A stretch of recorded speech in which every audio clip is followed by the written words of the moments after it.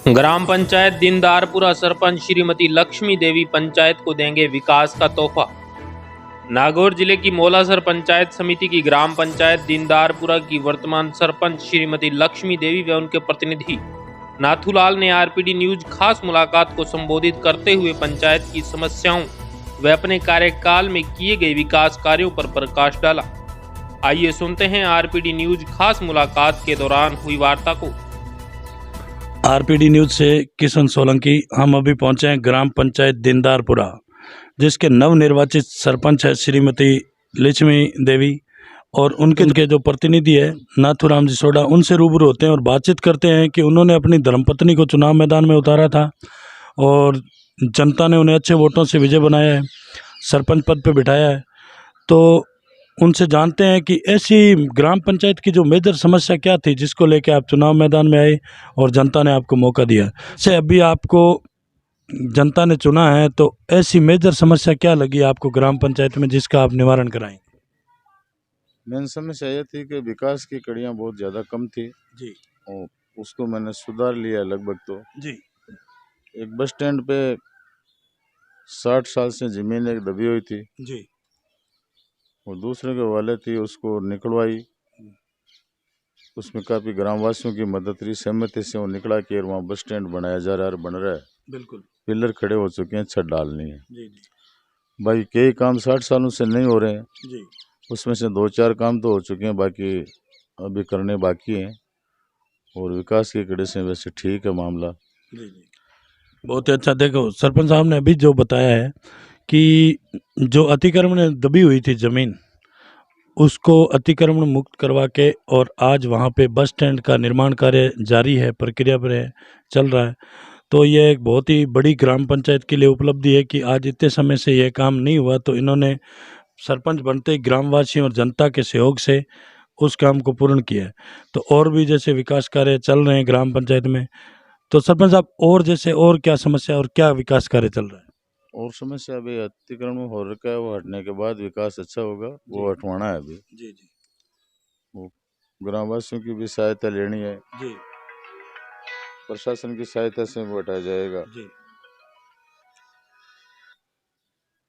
और काफ़ी काम अभी तक बाकी भी है और भावना भी है गौशाला की। गायां उन्होंने घूम रही कर रही है, जी जी गौशाला की भी इच्छा है, जी उसका भी प्रयास चल रहा है। गांव के सहयोग से सबकी इच्छा हो रही है, बिल्कुल गौशाला बनाने का प्रयास पूरा चल रहा है। जी। ये है। तो सरपंच साहब, आप इससे पहले कोई चुनाव आप लड़े हैं या आप कोई किसी पद पे रहे हैं? थोड़ा ये बताइए, आपका राजनीतिक परिचय बताइए। राजनीतिक परिचय तो कोई पद पर तो नहीं रहा मैं, जी बाकी इच्छा थी ये चुनाव लड़के चुनाव जीते तो ये बस स्टैंड वाला काम है, गौशाला का है, कई काम जो नज़र में थे कि इनकी प्रजा को आवश्यकता है वो नहीं हो पा रहे थे। बिल्कुल उसका प्रयास अभी भी चल रहा है और जी कुछ हो भी चुके हैं। जी मेन मुद्दा यही था। जी और कुछ गरीबों को नहीं दिया जा रहा था, उसको दिलवाने का प्रयास भी है। जी जी वो भी कुछ को मिला है, बाकी दिलवाएंगे उनको। जी और उनकी सार संभाल नहीं थी तो वो देख के हम परेशान थे, भाई इनका हक नहीं मिल रहा है तो ये इन लोगों को बड़ा लॉस है। जी जी उसका प्रयास कर रहे हैं कि इनको मिले। जी बहुत ही अच्छा। देखो सरपंच साहब ने जैसे बताया कि अभी जो गरीबी जो तबके के लोग हैं और जो जनता है, तो उनको जो भी सरकार द्वारा कल्याणकारी योजना आती है उनका कहीं लाभ नहीं मिल रहा था और उनको ज़्यादा से ज़्यादा जो भी सरकार द्वारा कल्याणकारी योजना आती है उनका लाभ दिलवाना ही इनका मुख्य उद्देश्य है। और ग्राम पंचायत में किसी प्रकार की विकास के अंदर कोई समस्या थी, बाधा थी, उसका निवारण करना ही मुख्य उद्देश्य है। तो सरपंच साहब, जैसे पेयजल की स्थिति कैसी है यहाँ पे ग्राम पंचायत में? जल हाँ, जल की व्यवस्था का भी संकट था। 2-3 ट्यूबवेला मैंने लगवाई भी है जी और भी लगवानी है। बस स्टैंड पर ही ट्यूबवेल लगाई है, पानी की टंकी बनवाई है, वहाँ शौचालय भी बनवाए हैं। जी बस स्टैंड की व्यवस्था आने वाले यात्रियों की, ये एक चौराया था यहाँ बहुत प्रॉब्लम थी। बिल्कुल ये बस स्टैंड बनने के बाद में पिलर खड़े होंगे हैं, जी उस पर छत डालने का काम बकाया है अभी। जी जी इसमें मुकेश जी हमारे जो पंचायत के विधायक हैं, एमएलए साहब, जी उनका भी अच्छा सहयोग है। जी पैसे की वजह से उनकी छूट है कि अच्छा बनाओ और आने वाला को अच्छी व्यवस्था मिले यहाँ। बिल्कुल बिल्कुल और पंचायत भी में अच्छा सहयोग है उनका कि विकास अच्छा से अच्छा करो, मैं आपके साथ हूँ। हमारे से जो ज़रूरत होगी वो हम आपकी पूर्ति करेंगे। जी ये अच्छा सहयोग है हमारे एमएलए साहब का, मुकेश जी बाकर का। जी जी, बहुत ही अच्छा। जैसे सरपंच साहब ने अभी बताया कि जैसे जो यहाँ विधायक महोदय हैं मुकेश जी बाकर, उनका भी बहुत ही अच्छा सहयोग है ग्राम पंचायतों में और मान लो विकास की तरफ पंचायतों को ले जा रहे हैं, तो उनका भी यह आभार व्यक्त करते हैं। बहुत ही बढ़िया। तो सरपंच साहब, शिक्षा के प्रति आपका क्या रुझान रहेगा? आप सरपंच बनने के बाद किसी विद्यालय का निरीक्षण किया आपने, और वहाँ की स्थिति कैसी है विद्यालयों की और शिक्षा की? शिक्षा का भी निरीक्षण किया है, शिक्षा भी ठीक ही चल रहा है यहाँ। जी हमारे स्कूल में 10वीं थी तो वो ठाकुर मनोहर सिंह जी के टाइम में ये 12वीं बनी है, जी तो ठीक है। हमारे को ये सब बच्चों को बाहर जाना था 10वीं के बाद, बिल्कुल। बच्चों का जाना आना बहुत भारी था, जी वो समस्या हल हुई है।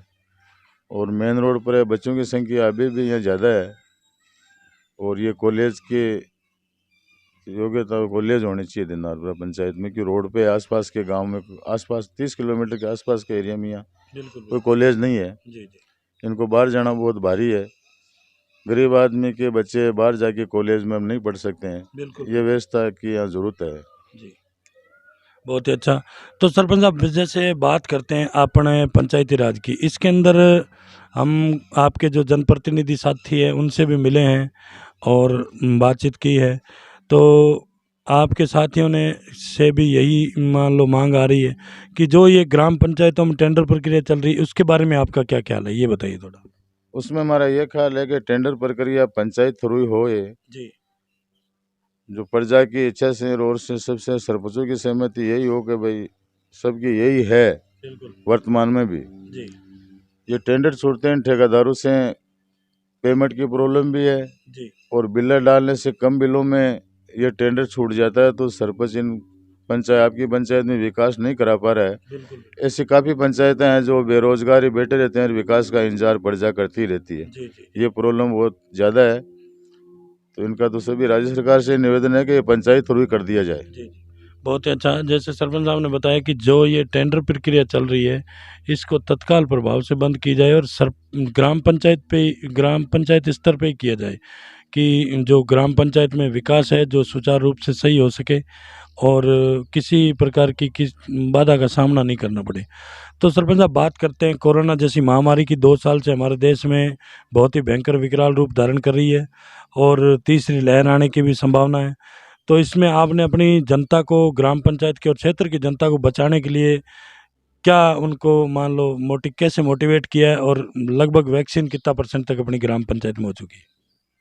वैक्सीन तो लग ही रहा है यहाँ जी और चालू है अभी तक। बाकी वो 18 साल से ऊपर वाले के तो काफ़ी लग चुके हैं, जी जी और ये अभी जो दौर चल रहा है इसमें जो 18 साल के बाहर है उसको लग रहे हैं, अभी जी जी लगे नहीं है पूरे। और कोरोना में काफ़ी आदमियों का दिनारा पंचायत में लगभग 20-25 आदमियों की मृत्यु हुई है, जी जिसमें 2-3-4-5 आदमी कोरोना की वजह से गए हैं। बिल्कुल उनका पूरा ये डिसीजन ले नहीं पाए कि जी भाई ये कोरोना से गया, भाई कोरोना से हॉस्पिटल पहुँचे हैं, उनकी जांच कोरोना भी आई है और वापस पॉजिटिव भी आएगी। अब अमोट में एक मृत्यु हुई है, वो कोरोना से ही हो चुकी थी। जी जी।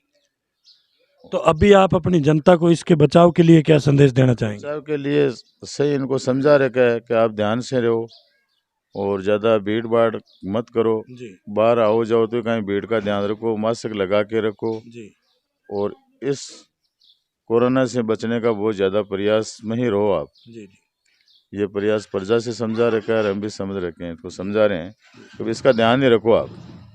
बहुत ही अच्छा। ये थी हमारी खास मुलाकात नाथूराम जी सोडा से, जो प्रतिनिधि है। तो आरपीडी न्यूज़ के अंदर जो इन्होंने हमें समय दिया उसके लिए बहुत बहुत धन्यवाद साहब आपका।